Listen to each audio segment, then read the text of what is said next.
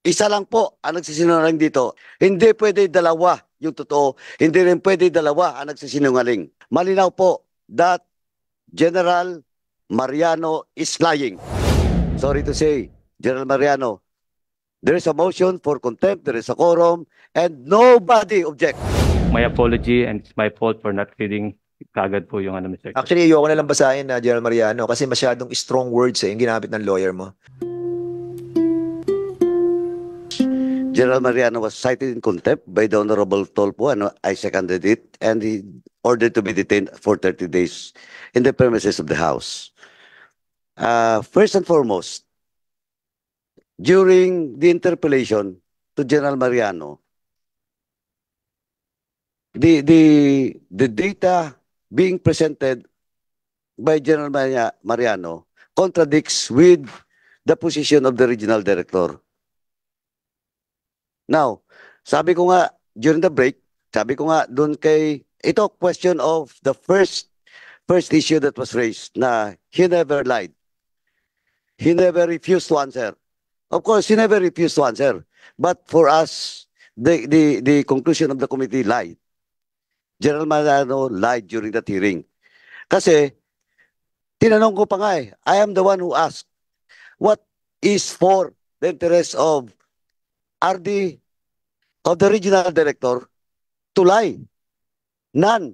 And when in fact, the video that was presented when RD and his office investigated Lieutenant Colonel Guevara, napakalinaw po na RD wants the truth to come out. Dinitalya niya pa, makita mo po. And RD has nothing to do with it. Now, iba yung version ni RD, iba yung version ni General Mariano with regards to the date and the time. Nung tinanong si General Mariano, hindi niya alam. Kaya hindi niya ni-report kay RD. But of course, etong si Lieutenant Colonel Guevara, pinapunta doon sa quarter ni RD, ni General Mariano, napakalinaw po ang oras at saka yung purpose doon to brief and report to General Mariano about what really happens. Now, sabi ko nga during the break, the time because we wanted to have a quorum to decide on the contempt motion but hanged during the time. Now, sabi ko nga during the break, I talked to the members and I even talked to Congressman Busita. Hindi pwede dalawa ang nagsasabi ng totoo dito with conflicting statements by General Mariano and Admiral Satis. Hindi pwede dalawa yung totoo. Hindi rin pwede dalawa ang nagsisinungaling. Isa lang po ang nagsisinungaling dito. And personally, sabi ko nga, my judgment, based on all the facts being presented, and that includes the video, when RD investigated, like Lieutenant Colonel Guevara, malinaw po that General Mariano is lying. That was the first issue in his motion for reconsideration. And before I proceed to the second point that being raised in that MR, ako mismo sinabi ko, all those in the practice and then under the rules of the House, all those cited in contempt in any committee hearing, in any committees in the House, you have all the right to file a motion for reconsideration. But reading the motion for reconsideration, sabi ko nga, General Mariano during the time is lying. Number two,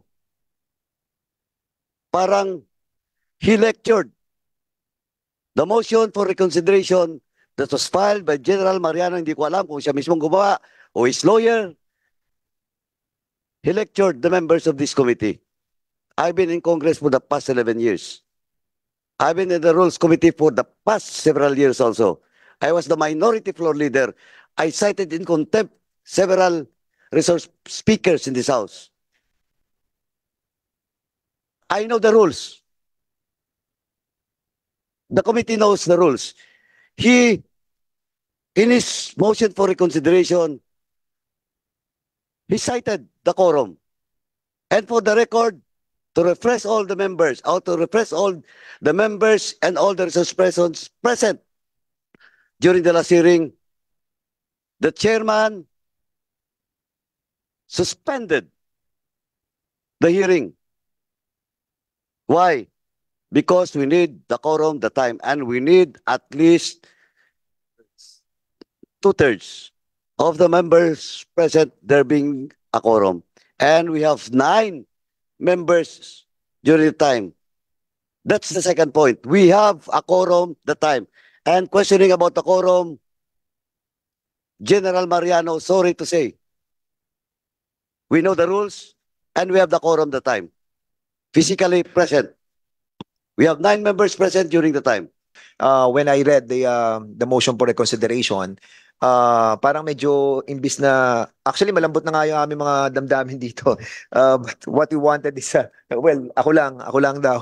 But what we wanted sana is to really to have a resolution for this hearing. But of course, the body will decide on that. But personally, what I wanted sana is to have a resolution maybe approved by the body next week. But unfortunately, having read this motion for reconsideration and accusing us of have not followed the rules of this committee, medyo na-offend ako doon.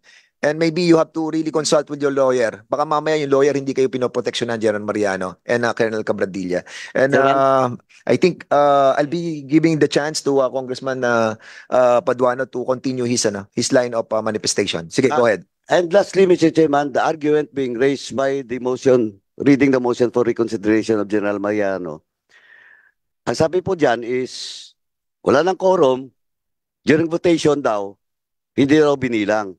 Again, sorry to say, General Mariano, there is a motion for contempt, there is a quorum, and nobody object. Nobody object. Because under our rules, we need at least two-thirds of all the members present, there being a quorum.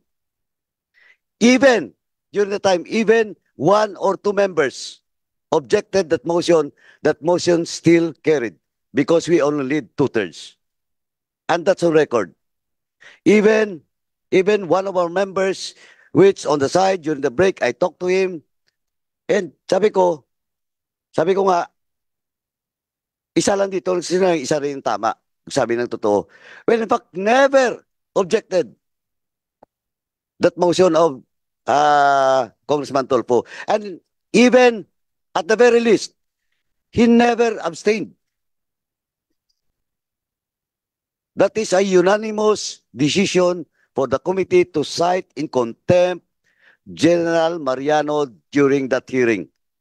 So in short, Mr. Chairman, all the arguments being raised by General Mariano based on our rules are baseless. There is no basis for me personally to move or to support any motion to lift the contempt and detention order for General Mariano. For me, the motion of contempt and the detention for 30 days stays. Thank you, Mr. Chairman. Tama si Chairman.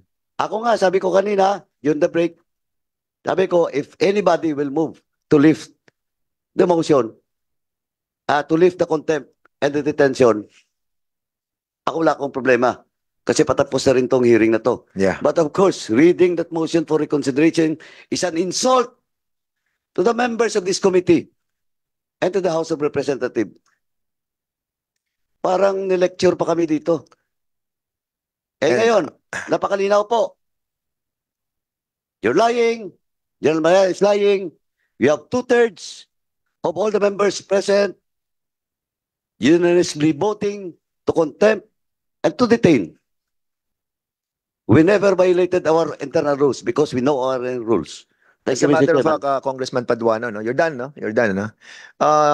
Hindi rin po nakasulat sa House rules that we have to take cognizance of your motion for reconsideration. Never, or none in the House rule that is written that we have to take action on your motion for reconsideration. There's no such thing.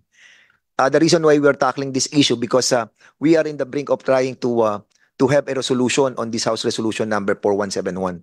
Am I correct? Chairman, Wala po sa we're about to be done with this resolution, but unfortunately we have received this letter coming from you. So Chairman, again, last sige, point lang. Congressman Paduano. Ganito lang yun po.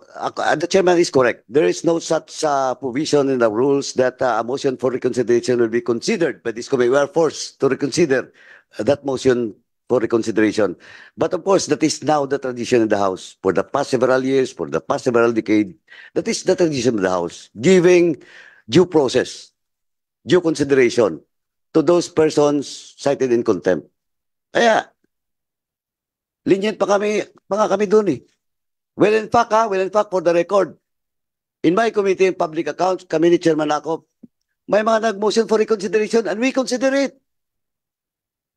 But they never questioned our rules. They never questioned about the ruling of the chairman and the committee members.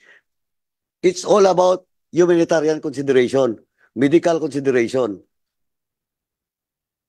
But questioning our rules, sabi ko nga, Yeah. may problema kayo sa amin. Okay, I think General Mariano wanted to raise his hand. We will give him a chance to answer back. Please, General Mariano. Yeah, yes, Mr. Chair, Your Honors. My apology for submitting haphazard my MR because I haven't read yet more yung aking MR. It was prepared by my lawyer. Sino po ba lawyer niyo, General Mariano? Si Attorney Ann Pascual po. Kanina lang po niya kasi po napadala. Gusto ko lang pong maparating kaagad. Hindi ko po masyadong ano. And it's my fault, Your Honors, that it was submitted na hindi ko man lang siya nabasa because we don't have time dun sa mag-communicate sa ating mga lawyers kasi wala po kaming dalaw po. Yung limited time na use of cellphone po, hindi rin po namin magamit sa kanila. Pero meron po kayo, inaalaw po kayo ng dalaw. Meron Ah. lamang pong oras at ang paggamit po ng cellphone na inaalaw din po. 1 Pero hour may po. oras din po. Opo, pero Yes. kanina lang po kasi na-submit yun, Your Honor. Kaya Because this is the policy of this Congress, not giving all the leeway, no? By Opo. using the cellphone and I sa dalaw po may oras din po. As a matter of fact, ay alam naman po natin nangyari, di ba? Supposedly dapat hindi nakakapasok yung mga barel na naipasok ni Sergeant Desden, no? So we are also trying to secure the premises of this house, no? To prevent such incident to happen again. So ang pumirma doon, eto andito. So are you going to be are you going to say something, Congressman Akop? Chairman, If not, sige, Congressman just Paduano.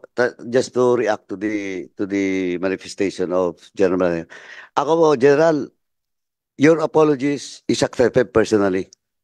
Pero again, sabi ko na nga, you seek the guidance of your lawyer. Alam mo, ang daming nakukulong dito sa House because of contempt na nakukulong dahil dun sa mga lawyers. Well, in fact, sa totoo lang, in my committee, nag-file pa ng MR sa Supreme Court. O ngayon, sinuko sila ng Supreme Court. Why they should not be cited in contempt by the Supreme Court?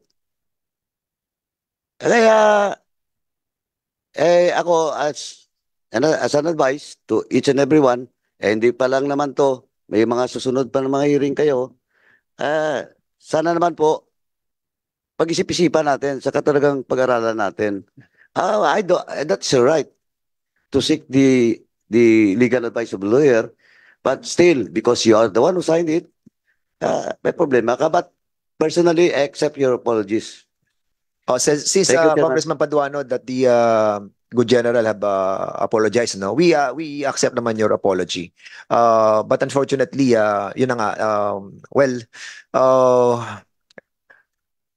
this morning we have already decided sana to discuss yung resolution, no, for the finality nung issue that was brought up by Congressman Akop. But now I have to ask again our members for this purpose. But since